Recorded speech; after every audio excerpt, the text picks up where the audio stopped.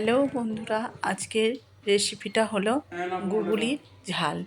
দেখুন, কিংবা গুগুলির কালিয়াও বলতে পারেন, মশলা গুগুলি। এর জন্যে আমি দেখুন গুগুলি নিয়েছি, আর কিছু পেঁয়াজ নিয়েছি, আর ছোটো ছোটো টুকরো করে আলু কেটে নিয়েছি। এবার আমি আলুটাকে লাল করে সুন্দর করে ভেজে নেব। গুগুলি আমাদের চোখের পক্ষে খুবই উপকারী। ডাক্তাররাও বলে থাকেন গুলি খাওয়া ভালো।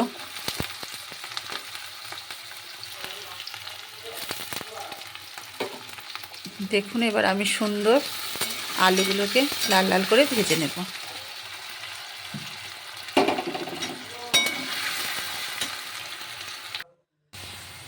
এই দেখুন বন্ধুরা, লাল লাল করে ভাজা হয়ে গেছে। এবার আমি আলুটাকে একটা পাত্রে তুলে নেব।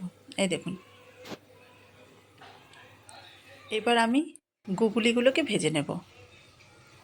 দেখুন বন্ধুরা, গুগুলিগুলোকে আমি আগে থেকে সিদ্ধ করে রেখেছিলাম, আর ছাড়িয়ে সুন্দর করে ভালো করে ধুয়ে পরিষ্কার করে রেখেছিলাম।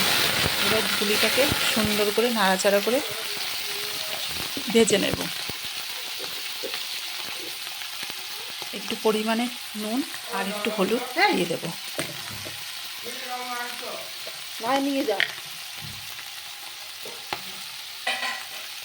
এইবার ভালো করে নেড়ে চেড়ে গুগুলিটাকে আমি একটু ভেজে নেব।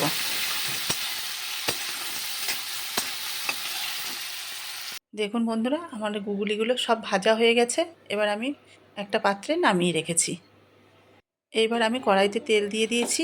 তেল গরম হলে পেঁয়াজ কুচিগুলো দিয়ে দেবো। কেটে রাখা পেঁয়াজগুলোকে আমি ভালো করে নেড়ে চেড়ে একটু ভেজে নেব। দেখুন, একটু লাল লাল করে ভেজে এসছে, ব্রাউন কালার চলে এসছে। এবার আমি আদা, রসুন, পেঁয়াজ আর জিরে লঙ্কা বাটা আমি একসাথে বেটে রেখেছি, দিয়ে সেটা আমি দিয়ে দিলাম। দিয়ে এবার মশলাটাকে সুন্দর করে কষিয়ে নিতে হবে।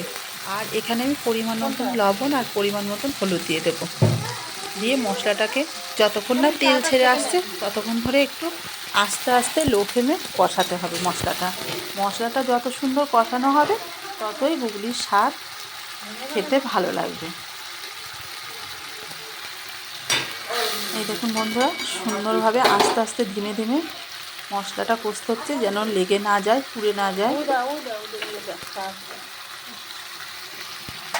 এবার পরিমাণ মতন দেখুন লবণ আর পরিমাণ মতন হলুদ দিয়ে দেবো।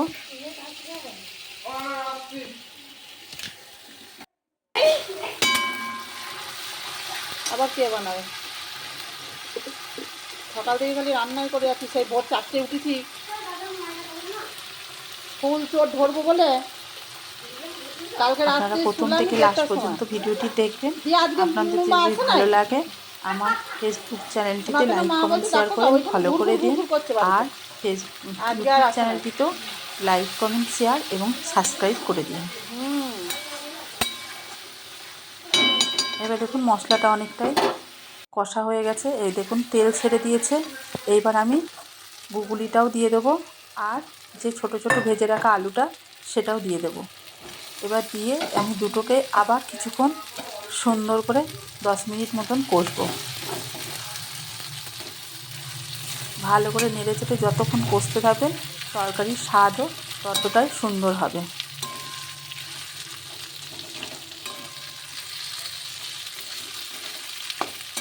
এবার দেখুন বন্ধুরা, মশলাটা কিন্তু অনেকটাই সুন্দরভাবে কষা হয়ে এসছে। এবার পরিমাণ মতন সামান্য একটু জল দিয়ে দিয়েছিলাম আমি।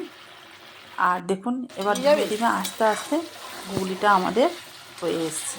এই দেখুন কত সুন্দর গুগলির কালিয়া বলুন, গুগলি মশলা বলুন, কিংবা বলুন গুগলির ঝাল, যে যেরকমভাবে বলে থাকে।